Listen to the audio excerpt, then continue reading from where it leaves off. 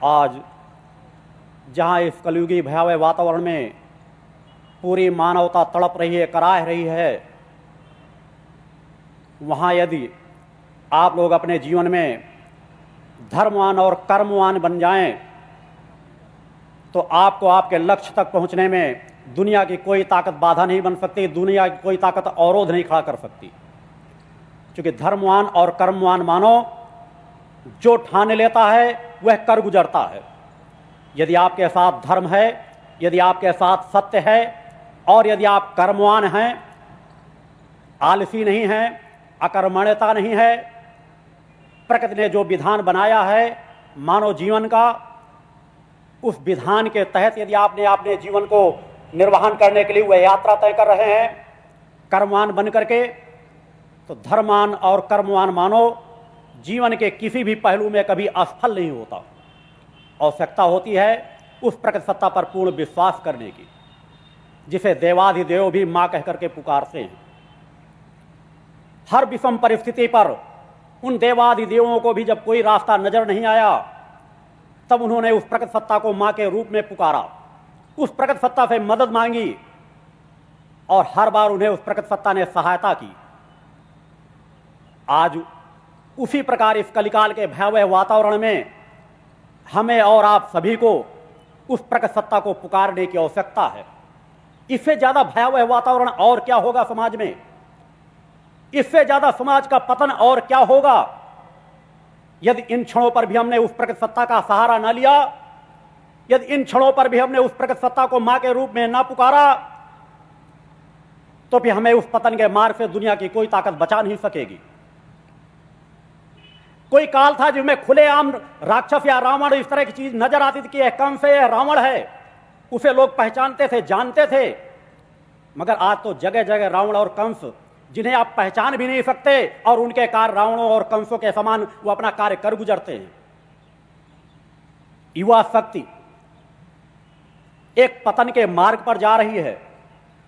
उस युवा शक्ति को अगर रोका ना गया, उस युवा शक्ति को पतन के मार्ग से अगर बचाया ना गया, तो पूरा हिंदुस्तान, यह देश जो सोने की चिड़िया कही जाती थी, जिसमें धर्मवान पुरुष और कर्मवान पुरुष हर काल में उपस्थित रहे हैं, वह पतन के ऐसे रसातल में चला जाएगा जिसकी कल्पना भी आप लोग नहीं कर सकते। अभी वह समय है, इसे रोका जा सकता है, इसे बचाया जा सकता है, क्योंकि समाज का पतन का उस बिंदु पर नहीं गया जहां रोका ना जा सके, जहां प्रकृति का सहारा लेकर उसे बचाया ना जा सके। अतः सब लोग मिलकर के प्रयास करो, धर्मवान बनो, कर्मवान बनो, जीवन से आलस्य को निकाल फेंको और युवा शक्ति को बचाओ, अपने बच्चों को सतमार्ग में लगाओ। तुम्हारा धर्म है मानवता के पथ पर बढ़ना, मेरा धर्म है तुम्हें मानवता के पथ पर बढ़ाना।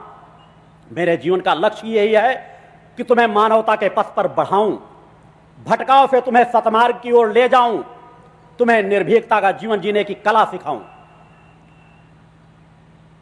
हम आप सभी जानते हैं राम ने बानरों की सहायता लेकर के उस रावण का वध कर दिया था, उसकी विशाल सेना को नाश कर दिया था। अरे तुम तो मानव हो, तुम तो मेरे शिष्य हो, तुम्हारा गुरु तुम्हारे रोम रोम में समाया हुआ है, उसे जानो पहचानो, अपने अंदर की शक्ति को जागृत करो और इस अनीति अन्याय अधर्म के साम्राज्य को का नाश कर दो। अपने बच्चों को पतन के मार्ग में जाने से बचा लो, रोक लो उस युवा शक्ति को जो विनाश की ओर बढ़ती चली जा रही है। नशे के रूप से अनीति अन्याय अधर्म के चंगुल में फंसती जा रही है, उसे रोकना होगा, उसे बचाना होगा। यह हमारा आप सभी का धर्म है और कर्म है, बुद्धिजीवी समाज का कर्तव्य है कि उसे रोकना चाहिए, उसे बचाना चाहिए। अगर हम वास्तव में अपने देश की रक्षा चाहते हैं, अपने धर्म की रक्षा चाहते हैं, अगर हम चाहते हैं कोई भी धर्म हो, क्योंकि मैं हिंदू धर्म की बात नहीं कह रहा, यह सभी धर्मों का कर्तव्य है कि एक बार उठ खड़े हों, एक बार जागृत हों। जिनके अंदर जरा सा विवेक है, जो जरा सा कुछ समाज के लिए कर्म करने के अंदर जरा सा जिज्ञासा है, उसे खोल करके निकाल डालो। तुम्हारे अंदर की जो सामर्थ्य अगर उसको लेकर ही चले गए, जीवन एक निर्धारित समय के लिए है, तुम्हारे अंदर जो सामर्थ्य है, जो तुम कर गुजर सकते हो, यदि तुमने वह नहीं किया तो तुम एक अपराध के भागीदार बनोगे। आज ज्ञान का अनादर हो रहा है। पढ़े लिखे अधिकारी, क्लास वन अधिकारी अन्यायियों, अधर्मियों, उन नेताओं के सामने सर झुकाकर खड़े रहते हैं जो अनेकों हत्याएं कर चुके हैं, अनेकों डकैतियां डलवा चुके हैं, जिनका भ्रष्टाचार में इतना अधिक लिप्त है, जिनके सामने कोई सर उठाकर बात करने की हिम्मत नहीं जुटा पाता। धिक्कार है तुम्हारे ज्ञान का, धिक्कार है तुम्हारे सामर्थ्य का, धिक्कार है फिर तुमने पढ़ लिख करके इस बिंदु तक जाकर के क्यों खड़े हुए। इससे अच्छा भिखारी बन जाओ। उन अनीति, अन्याय, अधर्मियों के सामने सर झुकाने की अपेक्षा समाज में भीख मांगकर जीविकोपार्जन करना ज्यादा श्रेष्ठ होगा।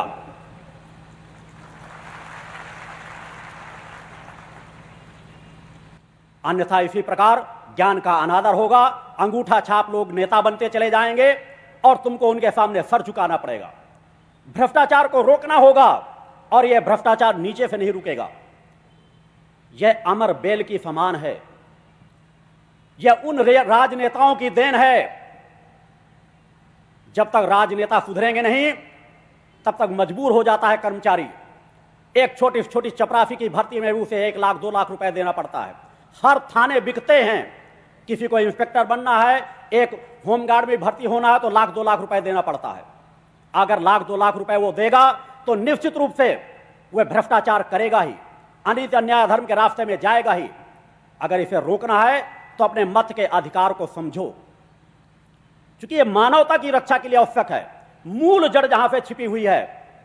अपना मत कभी भी किसी अन्यायी, अधर्मी, अत्याचारी ऐसे नेता को मत दो जो मांसाहारी है, शराबी है, जुआड़ी है, जो बियर बारों में अपने नाश्ते और चाय पान करता है,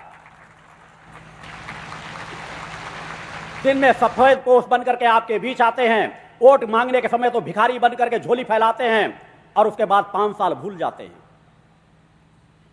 उन नेताओं का ही सम्मान करो जो वास्तव में जन सेवक बन करके कार्य करना चाहते हैं। यह प्रजातंत्र है, राजतंत्र नहीं। आज यह तो अपराध तंत्र बनता चला जा रहा है, माफियाओं का राज्य होता चला जा रहा है। इसे रोकना होगा। जब तक इसे रोकेंगे नहीं, तब तक भ्रष्टाचार समाप्त नहीं होगा। यदि अच्छे लोग चुन करके जाएंगे, अच्छी विचारधारा के रोज लोग राज्य सत्ता में बैठेंगे, तो भ्रष्टाचार में कहीं ना कहीं अंकुश लगने लगेगा। सत्य पथ पर बढ़ने के लिए सबसे प्रमुख नींव वहीं से जागृत होती है जब आप किसी राजगद्दी पर ऐसे व्यक्ति को, अनाचारी, अत्याचारी को बैठा देते हैं। उन्हें रोकना होगा।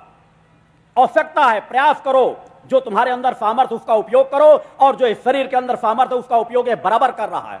आज से 4-5 वर्षों पहले मैंने कहा था कि ये राजनेता जो समाज को लड़वा रहे हैं, आने वाले समय में ऐसी परिस्थितियां खड़ी करता चला जाऊंगा कि या तो ये राजनेता सुधरेंगे नहीं, आपस में ही लड़ते रहेंगे। आपस में एक दूसरा राजनेता एक दूसरे को जेल भेजने की तैयारी करता रहेगा। अपने विवेक का उपयोग करो। अपनी आत्मा को किसी का गुलाम मत बनाओ। अनीति, अन्याय, अधर्म के सामने झुको मत। धर्मवान और कर्मवान बनो। संगठन के बताए हुए नियमों का पालन करो। तुम्हारे अंदर आत्मशक्ति जागृत होगी। तुम धर्मवान और कर्मवान बनोगे। नित्य प्रातः उठो समय से। राक्षसी प्रवृत्ति का जीवन नहीं होना चाहिए कि रात को 12-1 बजे रात तक टहल रहे हैं, घूम रहे हैं, टीवी देख रहे हैं और सुबह 9 बजे 10 बजे तक पड़े सो रहे हैं। यह मानव का धर्म नहीं है। मानव का धर्म है सूर्योदय से पहले उठ जाना। आपका गुरु तो नित्य 3 बजे रात्र से नित्य की साधना में रत हो जाता है और रात को भी 10-11 बजे रात तक कार्य करता रहता है। समाज के हित के कल्याण के लिए यह शरीर जो आपके समक्ष बैठा है 24 घंटे में मात्र 2 या 2.5 घंटे की नींद लेता है। उसी तरह कार्य करता रहता है कि समाज में किसी तरह से परिवर्तन आए। प्रकृति तो सब कुछ देने के लिए तैयार है, मगर माध्यम तो हमें बनना पड़ेगा। माध्यम तो आपको बनना ही पड़ेगा, क्योंकि प्रकृति सत्ता आपके शरीर से कार्य करेगी। प्रकृति कण कण में मौजूद है और उसके सबसे प्रमुख सशस्त्र हथियार मानव है, जिसके अंदर वह चैतन्य आत्मा छिपी बैठी है। और अगर उस ओर आपने आंखें निगाहें उठा करके नहीं देखी, अपने आप को आपने जगाया नहीं, अपने आप को आपने सामर्थ्यवान नहीं बनाया, मानवता के पथ पर आपने चलने का प्रयास नहीं किया, तो इसी तरह अनीति, अन्याय, अधर्म का साम्राज्य फलता फूलता चला जाएगा। मत समझौते करो अनीति, अन्याय, अधर्म से, अधर्मियों से। मौत का भय त्याग दो। क्या लेकर आए हो और क्या लेकर के जाओगे? जो लेकर जाओगे वह होंगे तुम्हारे सत्कर्म। वह सत्कर्म करो जिससे प्रकट सत्ता प्रसन्न हो, वह सत्कर्म करो जिसे दुनिया माने न माने, मगर उस प्रकट सत्ता की निगाहों में रहो, उस आदि शक्ति जगत जननी जगदम्बा की निगाहों में रहो, और फिर देखो तुम्हारा कौन बाल बांका कर सकता है।